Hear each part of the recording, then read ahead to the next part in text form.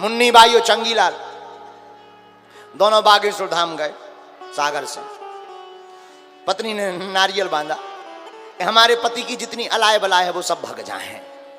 नीचे उतरे वो फिर भाग कर गई और नारियल खोल आई। पति ने कहा क्या हुआ, नारियल क्यों खोल दिया? बोले हमको टेंशन हो गई, हमने कहा तो ये है कि हे बागेश्वर वाले हनुमान जी, हमारे पति की जितनी अलाय बलाय हैं वो भग जाएं, लेकिन हम नीचे जाके ये सोच रहे थे कहीं वो अलाय बलाय हम ही ना हो। बोलो सीताराम। तो नारद जी बोले व्यास जी, हमारी माता जी ने कहा कि हे ज्योतिषी महाराज, जल्दी से हमारे बेटा की शादी हो जाए, आनंद हो जाए। नारद जी बोले महाराज, हम तो सोच रहे थे कि कब माता जी की टिकट कटे, कब हम संतों के पास जाएं, लेकिन माता जी तो एक और गले में घंटी डालने वाली हैं। हाँ, शादी बहुत विचित्र घंटी है। जिनकी हो गई बेबी रो रहे, जिनकी नहीं भाई बेबी रो रहे, जिनकी हो गई बे रो रहे, कहां से हो गई, जिनकी नहीं भाई बे रो रहे महाराज हो जाए बढ़िया। पर हाँ, शादी के 1-2 साल तक तो पत्नी चंद्रमुखी लगती है। महाराज हमारी पत्नी चंद्रमुखी है, बहुत अच्छा है। 2-3 साल गुजरने के बाद भद्रमुखी लगती है, भद्दा चेहरा। लेकिन जहां 4-5 साल गुजरे और छोटे छोटे पैया पप्पू पुआ हो गए और भीतरी से वो थैला मार के जा रहा है सब्जी ले आइयो, सो फिर ज्वालामुखी नजर आओ। बोलो सीताराम, जोर से बोलो। नारद जी बोले कि महाराज हमने भगवान से प्रार्थना की और भगवान ने सुन भी। क्या सुनी? व्यास जी, शाम के समय हमारी माता जी गौशाला में गोबर डालने गई, उसी समय काले नाग ने काट लिया, सांप ने काटा और हमारी मां मर गई। नारद जी बोले महाराज हम भागे भागे अंदर जाके प्रणाम किया, गांव के लोग भागे भागे आए, बेटा बेटा बेटा तेरी मां मर गई। नारद जी बोले व्यास जी मन तो हुआ, ठुमका लगा ले। भगवान ने बड़ी कृपा की, तुरंत सुन ली, नाच ले थोड़ा।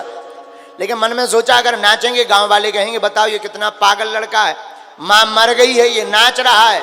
नारद जी बोले सोई हमने नीचे लटका लिया अपना मुंह, जितनी संपत्ति थी सब बेच दी, माता जी की अंत्येष्टि क्रिया में लगा दी। जिस दिशा में अनुग्रहम मन्यमानः प्रातिष्ठम दिस्मोत्तराम।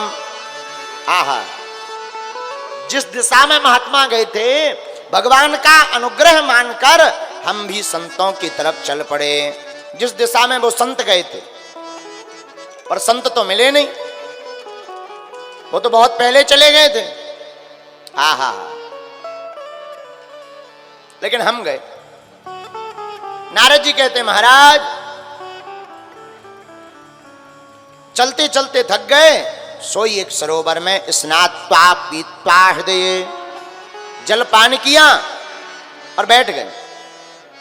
और जहां बैठे और भगवान के नाम का जाप किया, सोई चित्त में वह सांवरी सूरत वाले हमारे चिपक गए। बोलो सीताराम, जोर से कहो सीताराम। सीताराम। अरे विराजे रहो, वे रेलिंग ठीक कर रहे, तुमने भी बड़े विचित्र हो। तमाशा देखने का इतना शौक रहता है, तुरंत सबने अपनी गिरगिट जैसी घींच बदल ली। क्या चल रहा है बताओ? कुछ नहीं, मैं रेलिंग ठीक कर रहे कि रेलिंग गिर ना जाए, आदमी आउते से रेलिंग ठीक कर रहे हैं। हद हो गई। ये तो वैसे ही कहानी हो गई, एक बार रोड पर हुआ एक्सीडेंट, लोग घिर गए।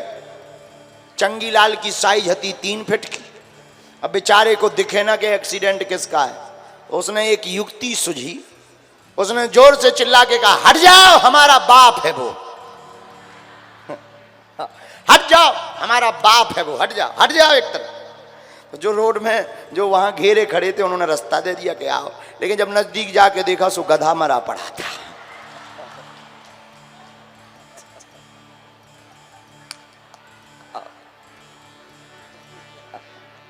जैसे तो जो तमाशा देखने वाले थे वे भी बोले जय हो पिताजी।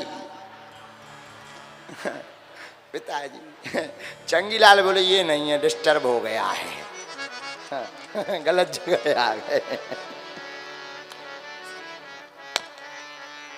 सीताराम। साधु जी